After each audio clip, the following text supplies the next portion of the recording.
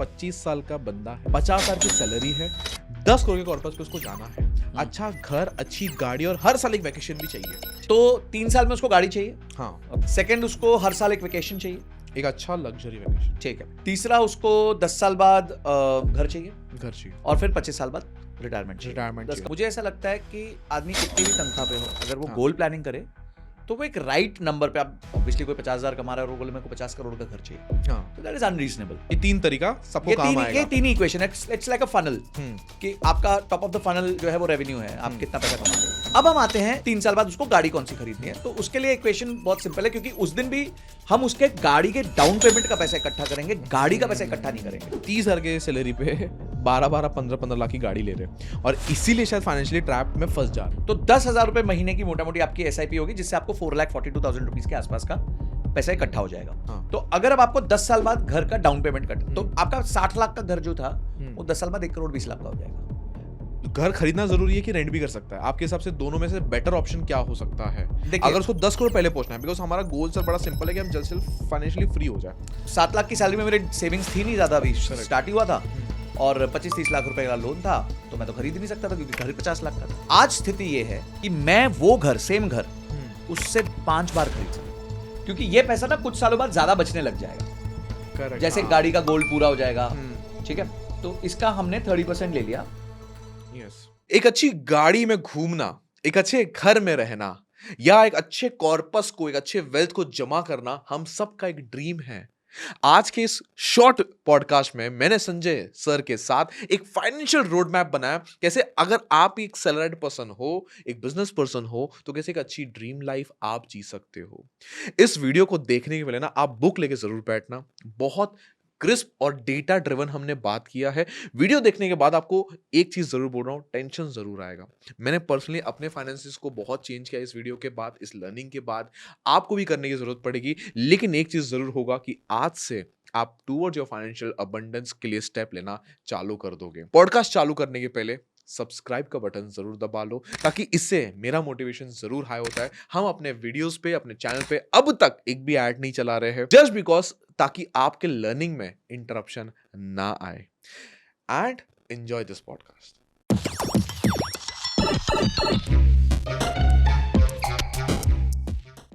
Sanjay sir, हाँ बोलो। घर वापसी। यार मैं बॉम्बे आऊं और तुम मेरा पॉडकास्ट ना लो, ऐसा होता नहीं है। और आप ना दो बॉम्बे आके पॉडकास्ट, तो ऐसा मैं होने नहीं दूंगा। Thank you. तो सर, बहुत वीडियोस बनाए आपने साथ में, 3-4 वीडियोस जा चुके हैं, लाखों में व्यूज जा रहे हैं, भर भर के कमेंट्स आ रही है, हाउस ना ये ना हो, गालियां भी पड़ी है, बट प्रेम ज्यादा मिला है। एक आज सर फाइनेंशियल जर्नी बनाना चाह रहा हूं मैं। ठीक है। किसकी बनाना चाह रही हूँ? 25 साल का बंदा है, 50,000 की सैलरी है, 10 करोड़ के कॉर्पस पे उसको जाना है, अच्छा घर, अच्छी गाड़ी और हर साल एक वैकेशन भी चाहिए। ठीक है। कैसे कोई जा सकता है? 10 करोड़ तक लोग जाएंगे ना तो अमीरियत देख लेंगे, गरीबियत मिट जाएगी। कैसे बढ़ा जाए? फर्स्ट स्टेप क्या होना चाहिए, वो उससे सर शुरुआत करते हैं आज। तो thank you so much Deven, first of all, and मैं कमेंट्स पढ़ता रहता हूँ, तो ये क्वेश्चन मैंने काफी बार देखा, हाँ, कि सर मैं 25 साल का हूँ, मेरी इतनी तनख्वाह है, बताइए मैं क्या करूँ। तो आज है ना, हम ये पूरी प्रॉब्लम को गोल प्लानिंग से एड्रेस करने की कोशिश करते हैं। मुझे ऐसा लगता है कि आदमी कितनी भी तनख्वाह पे हो, अगर वो गोल प्लानिंग करे तो वो एक राइट नंबर पे, आप ऑब्वियसली कोई 50,000 कमा रहा है और वो बोले मेरे को 50 करोड़ का घर चाहिए, हाँ, तो दैट इज अनरीजनेबल। करेक्ट, ठीक है। अगर आपको 50 करोड़ का घर चाहिए तो फिर एक्टिव इनकम पे काम करना पड़ेगा आपको। सही बात है। मैं ये नहीं कह रहा पैसे पॉसिबल नहीं है, बिल्कुल पॉसिबल है, बट आपको एक्टिव इनकम पे काम करना पड़ेगा, क्योंकि हर चीज की इक्वेशन होने ही वाली है। करेक्ट। तो अगर आपको 50 करोड़ का घर चाहिए तो उस हिसाब से इक्वेशन बनेगी। Let's say you are somebody who is drawing 50,000 रुपए महीना आपकी सैलरी है, और मैं ये अज्यूम करता हूँ कि ओवर आपका करियर आज आप 25 साल के, तो आप 25 साल अपना करियर चलाओगे, 50 साल तक काम 50 साल तक आप समझे काम करते हैं, और आप अपनी तनख्वाह को, इनकम को साल का 7% पर एनम के हिसाब से इंक्रीज कर पाएंगे, जो सही भी है। एक एवरेज reasonable, स्टडी आई थी, हाँ। 8 से 9% एवरेज सैलरी हाइक मिल रही है भारत देश में, एक तो स्टडी आया था। आइडियली मुझे ऐसा लगता है कोई व्यक्ति अगर 50,000 की तनख्वाह पे है तो उसको एक्सेलरेट करना चाहिए अपनी ग्रोथ को, बट चलो कमवट में हम एक बेसिक सिंपल असम्पशन लेते हैं कि 7% पर एनम के हिसाब से वो व्यक्ति अपनी तनख्वाह को या इनकम को बढ़ाते जा रहा है। अब देखिए, 3 ही इक्वेशन का पार्ट है। पहला है मैं कमाता कितना हूं, दूसरा मैं बचाता कितना हूं, और तीसरा मैं इन्वेस्ट कितना करता हूं। ये 3 तरीका सबको काम आएगा। ये तीन ही equation, it's like a funnel, कि आपका टॉप ऑफ द फनल जो है वो रेवेन्यू है, आप कितना पैसा कमा रहे हो, मिड ऑफ द फनल है सेविंग्स है, और उसके बाद लास्ट में इन्वेस्टमेंट है। इन्वेस्टमेंट है। तो ये 3 का फनल हमारे को बनाना पड़ेगा। अब एक 25 साल का व्यक्ति है, 50,000 रुपए महीना कमाता है, तो उसका पहला गोल आपने बोला कि उसको चाहिए एक गाड़ी, ड्रीम कार। ड्रीम कार, ठीक है। तो आई एम अज्यूमिंग कि आज वो 25 साल का है, तो 3 साल में उसको गाड़ी चाहिए। हाँ, Okay. 3 साल के अंदर अंदर गाड़ी चाहिए। 3 साल, हम 3 साल अज्यूम करते हैं, हाँ, ठीक है। सेकंड, उसको हर साल एक वेकेशन चाहिए, एक अच्छा लग्जरी वेकेशन। ठीक है। तीसरा, उसको 10 साल बाद घर चाहिए, घर चाहिए। ठीक है। हम्म। और फिर 25 साल बाद रिटायरमेंट चाहिए। रिटायरमेंट 10 चाहिए। करोड़ 10 का करोड़ कॉर्पस कॉर्पस के उसका साथ कॉर्पस में। हाँ, नो प्रॉब्लम। क्योंकि ऐसा नहीं होना चाहिए सर, कॉर्पस अचीव कर लिया और जिंदगी खट्टे में निकल गई, मतलब मजे के बिना मैं निकल समझ गई। गया, बिल्कुल सही। तो हमें ना पहले एक सेविंग्स रेशियो बना लेते हैं। हम्म, सेविंग्स रेशियो ये बनाते हैं कि हम इनकम का 25% जो है हम्म। वो हम डालेंगे इन्वेस्टमेंट्स में। इन्वेस्टमेंट कर दिया, हाँ, किसमें करेंगे ठीक है। इन्वेस्टमेंट्स? तो प्रॉफिट्स फर्स्ट अप्रोच, हाँ, वो 50% गायब हो गया, पहले ही गायब कर गायब दिया कर 25 दिया, का। ठीक है। तो यानी कि that means around about 12,500 rupees गायब हो गया। चले गए। अपार्ट फ्रॉम दैट, उसको साल की वेकेशन करनी है, हम्म, तो उसके लिए मेरा रूल बड़ा सिंपल है हम्म। कि आपकी 1 महीने की तनख्वाह जो है उतने की आप वेकेशन कर लो।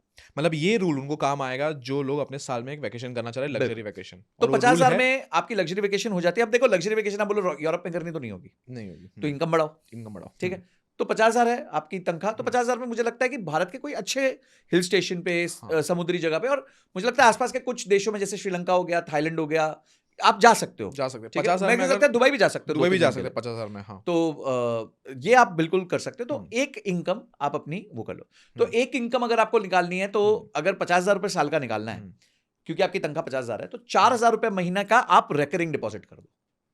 4,000 का रिकॉर्डिंग डिपॉजिट फॉर अपना फंड वेकेशन सिलेक्शन। वेकेशन के लिए, बिकॉज मतलब मैं वेकेशन assume आपका कर रहा 1 हूँ, ईयर गोल है। सर ये 3 गुल्लक है। हाँ, बिल्कुल सही है। मैं assume 4 कर रहा हूँ गुल्लक है, 4 गुल्लक है अपने ठीक है। लाइफ तो में। पहली गुल्लक जो है वो ड्रीम वेकेशन की है। वेकेशन तो की गई ड्रीम वेकेशन पे 4,000 रुपए महीना डालते रहो, रेकरिंग जमा कर डिपॉजिट दो। होता रहेगा। ठीक है। 7-8% साल का जो 6-7% मिलता है, और वही रिकॉर्डिंग डिपॉजिट अपने बैंक से इन लोग कर सकते हैं, बिल्कुल कर जो भी सकते बैंक से हैं। करते हैं। ऑटोमेट ठीक भी है। कर सकते हैं, कोई प्रॉब्लम नहीं है। जैसे सैलरी आए उसके 2 दिन बाद या 1 दिन बाद या जब भी है, तो वो खटक से कर पैसा दिया। उधर चला जाएगा। हाँ। नाउ ये क्यों मैं रेकरिंग डिपॉजिट कर रहा हूँ? Hmm, why I am not saying कोई म्यूचुअल फंड ले लो, इक्विटी फंड ले लो, स्मॉल कैप ले लो, लार्ज कैप ले लो। इज बिकॉज जितना गोल छोटा होता है उतना आप इक्विटी में पैसा नहीं डाल सकते, बिकॉज इक्विटी वॉलेटाइल है, ओके। ठीक है। तो पहला आपका जो गोल है वो बड़ा सिंपल है कि आपको रेकरिंग डिपॉजिट क्रिएट करके Correct. अपना एक ये करना है। तो अब आपके 4,000 रुपए साफ हो गए, करेक्ट। मोटा मोटी अप्रोक्सीमेटली 4,000 रुपए गए। अब साल के अंत में आपके पास 50,000 रुपए बन जाएंगे, वो 50,000 से आप जाओ वेकेशन जाओ। तो आपका गोल नंबर 1 अचीव्ड। अब अगले साल आपका 7% इनकम बढ़ता है, 53,500। करेक्ट तो आप 53,500 का का 25% का नहीं, ये अलग है, 25 के अलावा है 25% के अलावा ये फंड बना ना 4,000 रुपए। हाँ, हाँ। तो अब 53,500 होगी अगले साल सैलरी आपकी। तो 53,500 डिवाइडेड बाय 12, ओके। हाँ, जो नंबर आएगा उसकी रेकरिंग डिपॉजिट।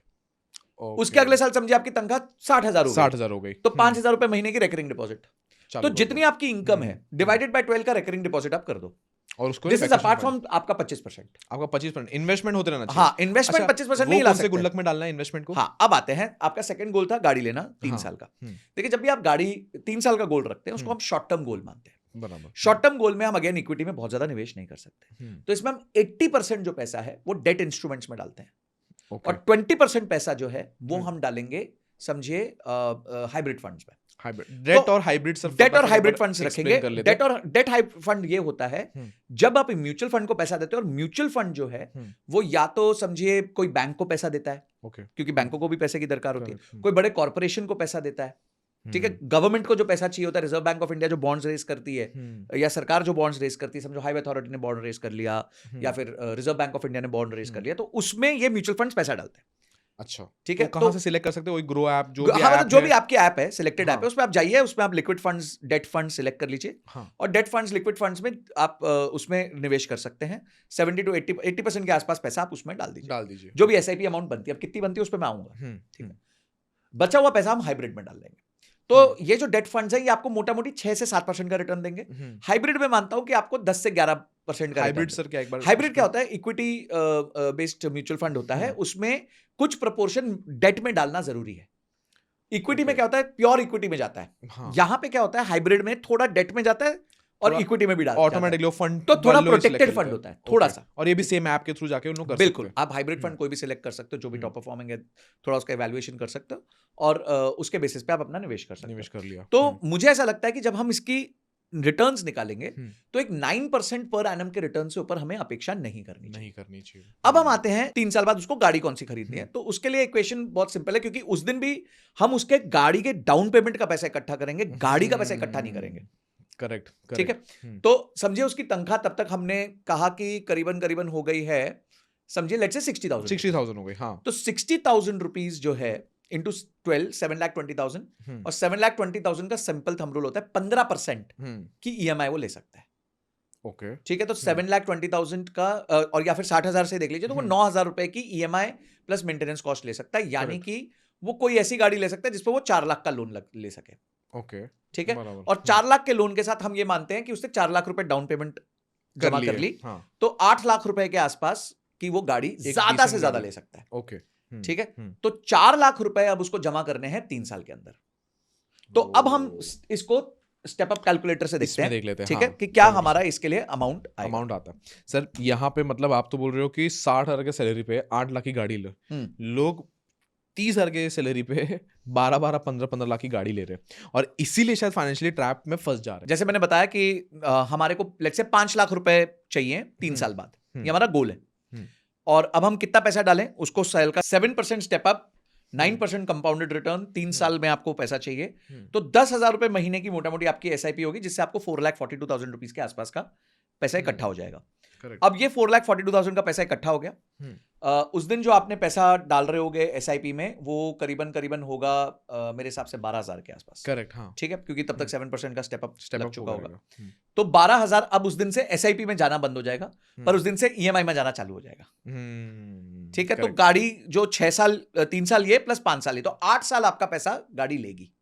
ओके, ठीक है, तो ये अपना 10,000 रुपए गायब हो गए। करेक्ट, प्लस 4,000 रुपए हमने पहले कर दिए जो हमारा वेकेशन का था। अब तीसरा गोल आता है। ठीक है, तो तीसरा गोल जो आता है, आपने बोला कि 10 साल में घर चाहिए। अब घर को ऐसे देखते हैं कि आज जो घर आज वो लेना चाहता है, सो लेट्स से वो घर जो है वो 60 लाख रुपीस का है, कहीं एक नॉर्मल सी जगह पे 2 बेडरूम हॉल किचन, तो 10 साल बाद वो घर कितने का होगा? Sir 2 bedroom hall kitchen 60 lakh नहीं है, लग रहा है। पुणे जैसे एरिया में शायद एक बार के लिए मिल जाए। हाँ, बट हम पकड़ सकते हैं 60 lakh rupees for 2 bedroom hall kitchen. Obviously अभी कोई बोलेगा कि मुझे साउथ बॉम्बे में चाहिए, साउथ दिल्ली में चाहिए, अगेन वो उसके लिए फिर एफर्ट, मैं हमेशा ये कहता हूं कि अभी मैं 50,000 के एक रूपरेखा वाले एक स्टैंडर्ड व्यक्ति की बात कर रहा हूं। हाँ, ठीक है, भगवान करे आप 50,000 के अगले साल ही आपकी 5 लाख हो जाए, उसके अगले साल 50 लाख हो जाए, वो तो फिर किसी के उसमें नहीं है। करेक्ट, बट आज जो आपकी स्थिति है उसके हिसाब से मैं बता रहा हूं। करेक्ट, हाँ। तो अगर अब आपको 10 साल बाद घर का डाउन पेमेंट कट, तो आपका 60 लाख का घर जो था वो 10 साल बाद 1,20,00,000 का हो जाएगा। मैं सिर्फ 7% का कंपाउंडिंग रेट पकड़ रहा हूं, क्योंकि जनरली घर में 7% कंपाउंडिंग होती है और 3% आपको रेंटल मिल जाता है, तो टोटल 10% के आसपास का रिटर्न आप एक घर में बना लेते हो। तो 3% तो रेंट है, 7% कंपाउंडिंग है, तो मैं ये सोच रहा हूँ 60 लाख का घर 1,20,00,000 का हो जाएगा। अब 1,20,00,000 का घर जो है आपको लेने के लिए उस टाइम पे एटलीस्ट 25% तो अपनी जेब से देना पड़ेगा, तो 25% मतलब 40 लाख रुपए आपको देना पड़ेगा। तो अब मेरा सेम चीज आ जाती है। अब इसमें क्योंकि ये 10 साल का गोल है, तो ये 10 साल का गोल है, तो इस 10 साल के गोल के लिए मैं ज्यादा पैसा जो है इक्विटी में निवेश कर सकता हूं। So I can pick up let's say passive fund पकड़ सकता हूं, निफ्टी 50 का, निफ्टी नेक्स्ट 50 का, कुछ मैं स्मॉल कैप में भी डाल सकता हूं क्योंकि लंबा होराइजन है, तो उसमें भी अच्छे रिटर्न मिल जाएंगे। तो मैं यहां अज्यूम करता हूं कि एक व्यक्ति को करीबन 12% का रिटर्न मिलेगा। ठीक है, सही है। तो 12% के आसपास का उसको रिटर्न मिल जाएगा, और वो 10 साल की अवधि के लिए डाल रहा है, और उसको इकट्ठे चाहिए कितने? 30 लाख रुपए। ठीक है, तो 30 लाख रुपए के लिए देखें कितना अमाउंट बनता है, तो वो भी नंबर 10,000 आ रहा है बाय चांस। ठीक है, 10,000 रुपए गाड़ी के लिए चला गया, 10,000 रुपए इसके लिए चला गया। ठीक है, नाउ 30 लाख का ये गोल हो गया, पर मजेदार बात यह है कि 8वें साल के बाद 10,000 रुपए पर मंथ फ्री होने वाला है, जो गाड़ी के गोल से आ रहा था। हाँ, ठीक है, तो वो फ्री हो जाएगा, वो फ्री होने वाला है। तो हम यहाँ पे एक एक्सेल शीट भी बना लेता हूं मैं, कि हमने जब स्टार्ट किया तो कार का जो गोल है उसके लिए हमने 10,000 रुपए से स्टार्ट किया, और हमारा जो होम का गोल है उसके लिए भी हमने 10,000 रुपए से स्टार्ट किया। करेक्ट। अब हम आते हैं इस बात पे कि जब वो घर 30 लाख रुपए खुद दे देगा तो 90 लाख का लोन लेगा। करेक्ट। तो 90 लाख का लोन जब वो लेगा तो उसकी जो किस्त बनेगी वो बनेगी करीबन 72,000 रुपीज। तो पहले हमें ये देखना पड़ेगा कि क्या उसकी इनकम उस दिन 72,000 का लोन अफोर्ड करने देगी। अगर उसकी 72,000 की ईएमआई है करेक्ट 70,000 के आसपास की ईएमआई 10 साल बाद है, तो उसकी income at that time should be 1,50,000 rupees. हाँ तो वो मुझे लगता है कि वो नहीं हुई होगी उस टाइम तक। 50,000 पे 50,000 पे 7% जो एस्केलेशन है उससे वो 1 लाख रुपए के आसपास ही पहुंचा हुआ होगा, उससे ज्यादा नहीं पहुंचा हुआ होगा। तो यहाँ पे सर स्किल्स पे मैटर करेगा, जब मेहनत मारना मेहनत करना पड़ेगा पड़ेगा उसको, उसके पास कमाना ऑप्शन नहीं है कि अगर उसको अपने हम्म। गोल्स अचीव करने हैं तो उसके पास there will be no options, he has to तो वर्क सर ऑन स्किल। यहाँ पे समझ लो, मेरा तो एक दोस्त है जिसकी सैलरी है 45,000 रुपीज, हम्म। वो 9,000 रुपए का ईएमआई भर रहा है, कार ईएमआई। बहुत ज्यादा है। उसके अलावा रेंट भर रहा है 12,000 रुपया। चलो ठीक है, रेंट पार्ट ऑफ लाइफ है। हाँ, उसके ऊपर उसने ये ले लिया है। उसके अलावा उसकी खुद की लाइफस्टाइल इतनी एक्सपेंसिव है, हफ्ते में एक बार होटल में खाना, एक बार पार्टी करना, तो महीने में मतलब 4 बार ऐसा हो गया, जो मेरे को लग रहा है 6-7-8 हज़ार रुपये वो खर्च कर चुका है, खर्चा है महीने में उसका जाता ही जाता है, प्लस गर्लफ्रेंड वर्लफ्रेंड भी है। तो सर फिर आपके हिसाब से वो फिर क्या स्टेटस है, क्या बहुत बोलोगे उस बहुत चीज़ बुरे से? हाल में है। आप है ना, ये सब मत बताओ मेरे को, ये बताओ वो निवेश कितना कर रहा है।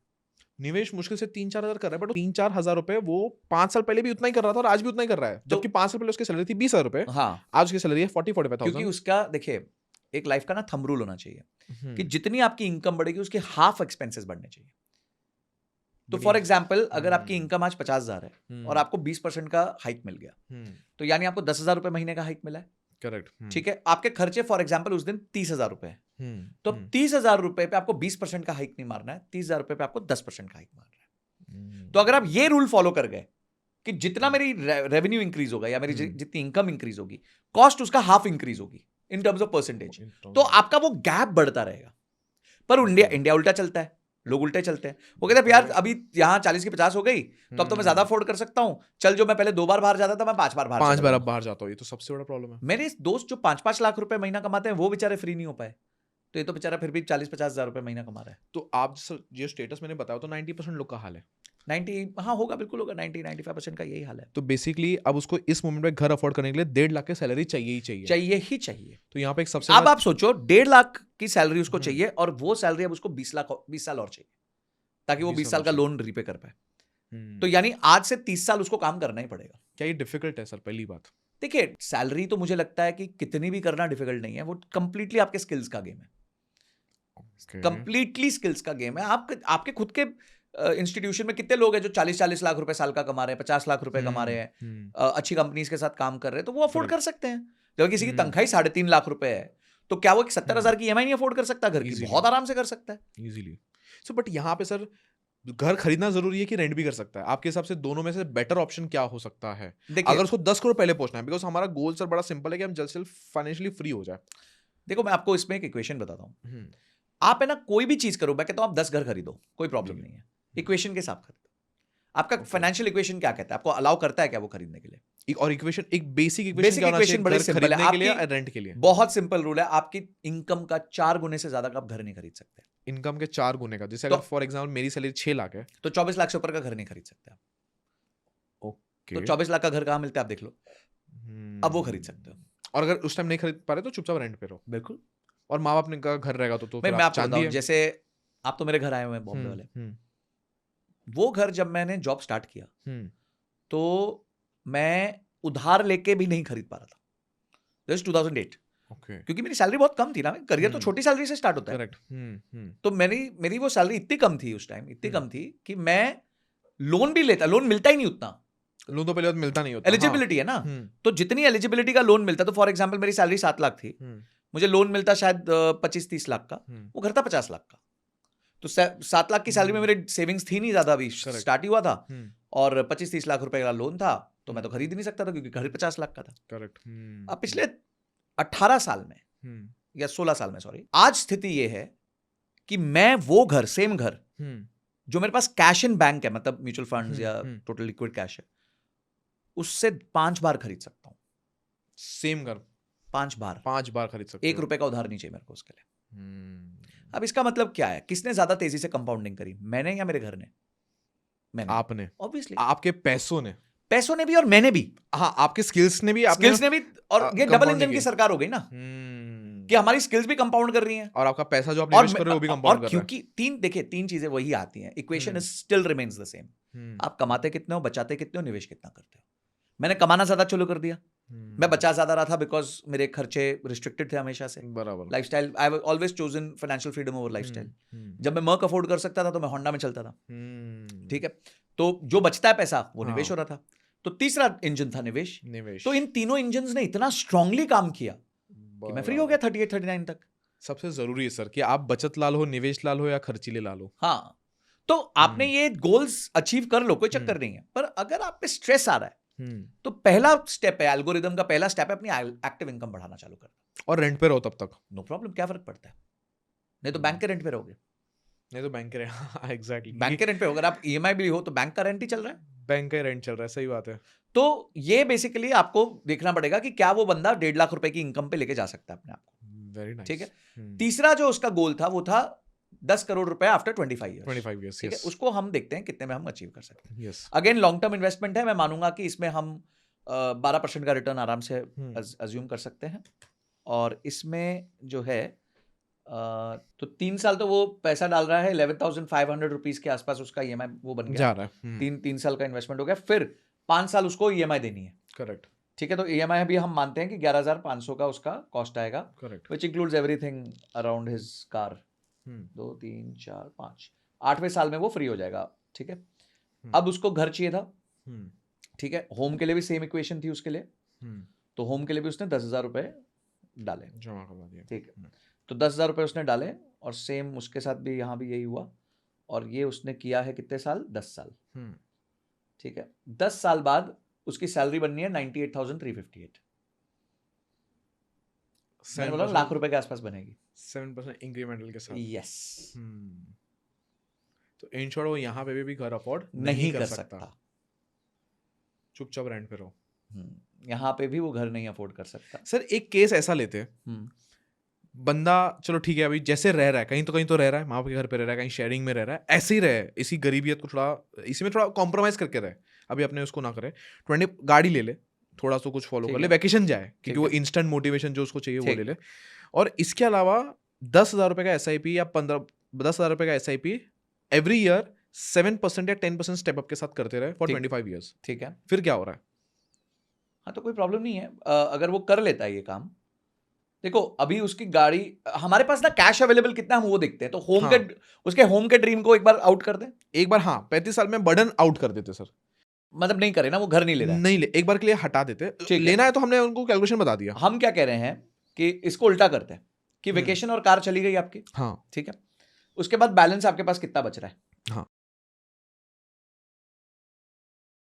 बैलेंस हमारे पास कितना आता है? जैसे फर्स्ट ईयर में हमारे पास बैलेंस आता है 35,000 रुपीज पर मंथ का. करेक्ट. अब ये बैलेंस हर साल थोड़ा थोड़ा थोड़ा बढ़ता रहेगा और 25वें साल तक जाते जाते ये बैलेंस 2,32,000 का हो रहा है. अब हम क्या करते हैं, इस बैलेंस में से हम जो है एक घर चलाने की कॉस्ट निकाल लेते हैं. हाँ, उसको तो निकाल लेते हैं, जो चल रहा है वो चलने देते हैं. अभी घर चलाने की कॉस्ट निकाल लेते हैं.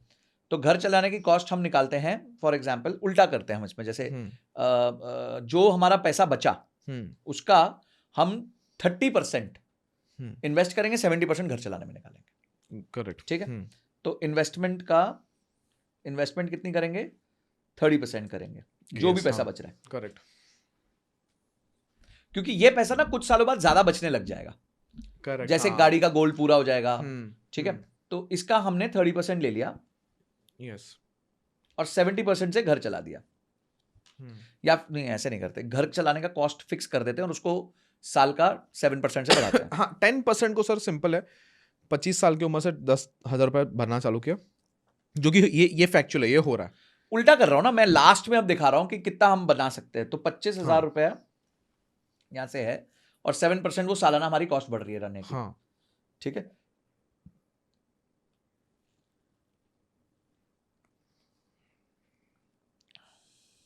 ठीक है. अब हमारे पास आती है लास्ट इन्वेस्टमेंट अमाउंट. हम कितना निकाल सकते हैं? तो इन्वेस्टमेंट अमाउंट हमारा आ गया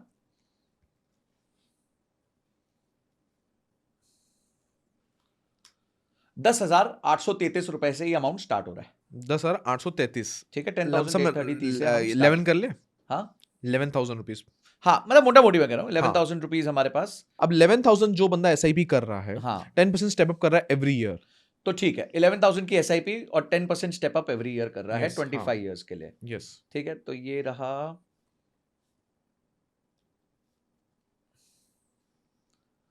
तो he will reach at around about 4.7 crore rupees. After 25 After 25 years.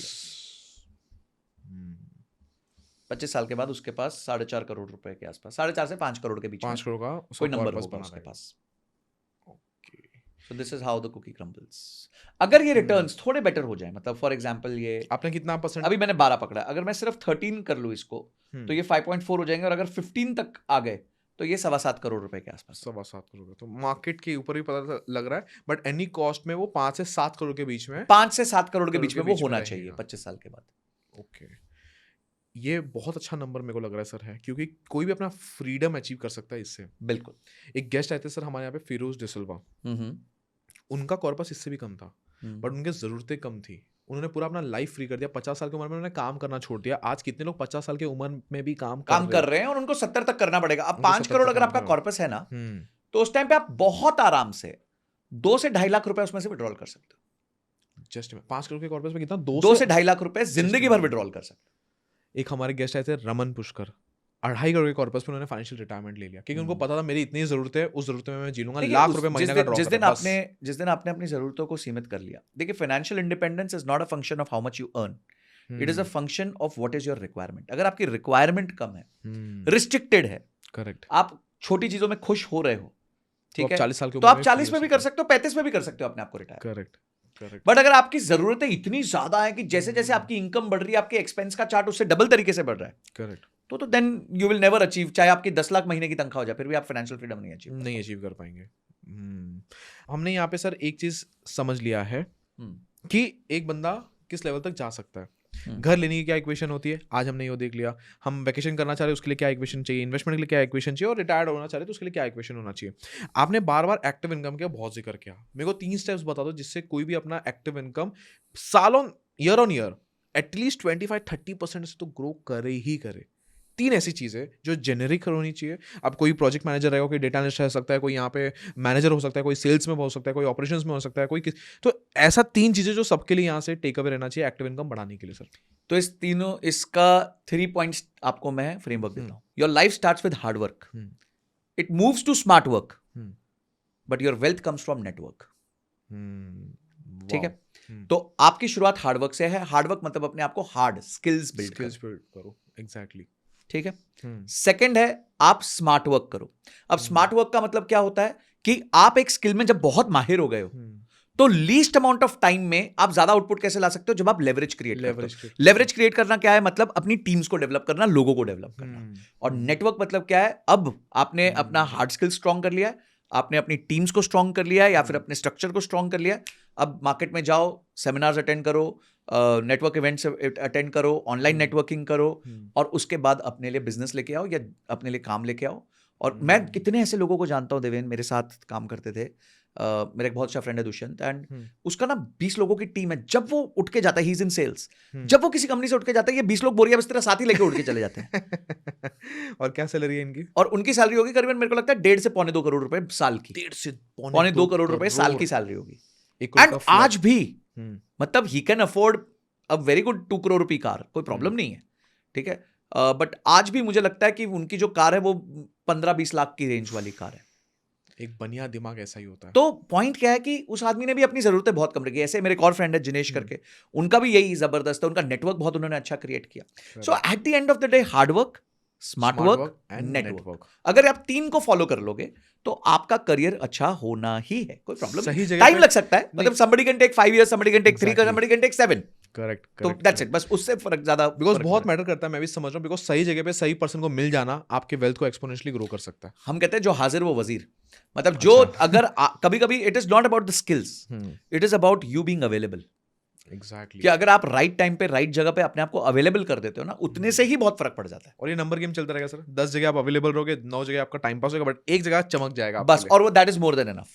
वो एक to cover all the time you have wasted in the 9 things. Wow wow, बहुत मजा आ गया सर आपसे बात करके. एक बड़ा क्रिस्प कॉन्वर्सेशन रखा, टू द पॉइंट रखा, कैसे कोई इक्वेशंस ले सकता है, एक्टिव इनकम कैसे बढ़ा सकता है, उस पर बात किया. अच्छा, और कोई पॉडकास्ट अभी भी चाह रहे हो कि बार बार इनको मुंबई बार बार बुलाया जाए, पॉडकास्ट लिया जाए, तो टॉपिक आप लोग डाल दो। अच्छा, एक्टिव इनकम में बनाना चाह रहे हो क्या? बात करते करते मेरे को एक टॉपिक ध्यान में आ गया। अगर आपके दिमाग में कोई टॉपिक नहीं है तो एक्टिव इनकम डाल दो, पूरा एक पॉडकास्ट करेंगे ऐसे ही डिटेल एनालिसिस के साथ कि एक्टिव इनकम बढ़ाने के कितने सारे तरीके हो सकते हैं।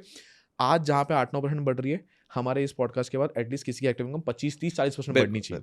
तो मैं उस आपको पे बताता हूँ, मेरी एक्टिव इनकम हम्म। 6 इयर्स में 6 टाइम्स हुई थी। ओह, मतलब एवरी साल आप 100% ग्रो करते हैं। हाँ, मतलब नहीं, इसको मतलब अगर आप CAGR भी निकालोगे हम्म, तो I think it is more then 30% मैंने इंक्रीज की थी फर्स्ट 6 इयर्स में अपने करियर for के। 6 years. पर वो फर्स्ट 6 इयर्स में जब आपका इतनी तेजी से इंक्रीज होता है ना, हम्म, उसके बाद बेस इफेक्ट आ जाता है, फिर आप 30% से नहीं इंक्रीज कर पाते, करेक्ट। बट फिर भी आपकी एक अच्छे नंबर से इंक्रीज होती है। अभी हाँ। जिस फ्रेंड की मैं बात कर रहा हूँ, हम्म, जो 1.5 करोड़ के, 1.25 करोड़, 1.5 करोड़ की सैलरी पे है, आई थिंक वो शायद मेरी उम्र के ही होंगे, तो मुझसे आज 18-19 साल के आसपास से वो नौकरी कर रहे हैं। और जब उन्होंने ओह। जॉब स्टार्ट किया था तो उनकी सैलरी थी लेट्स से 7 lakhs के आसपास। तो 7 से 1.5 यानी 20 times in 20 years, 18 to 20 years उन्होंने ग्रो की अपनी सैलरी। Madness hard work. तो ऑब्वियसली उसके बिना आ ही नहीं सकता ना, उसके बिना आ ही नहीं सकता। तो अगर आपको रियली अपनी तनख्वाह को उस स्पीड में ग्रो करना है तो then you have to work very very very hard. और स्मार्ट वर्क कैसे किया जाए उसके लिए आप लोग एक्टिव इनकम डाल दो कमेंट बॉक्स में। वापस से हजारों कमेंट्स आ जाएंगे, हजारों लाइक्स आ जाएंगे, उसके बाद एक और वापस प्यारा आप बॉम्बे आएंगे। सा- वापस से आप भी बॉम्बे आ जाएंगे। जैसे जैसे कमेंट आते रहेंगे आप दिल्ली से बॉम्बे नजदीक नजदीक होते जाओगे। तो मिलते हैं अगले पावरफुल वीडियो में। Thank you so much Sanjay Thank you, sir, thank as you so usual much. बार बार और हर बार आने के लिए। बार बार आइए, हर बार आइए। Thank you so much sir. Thank you so much.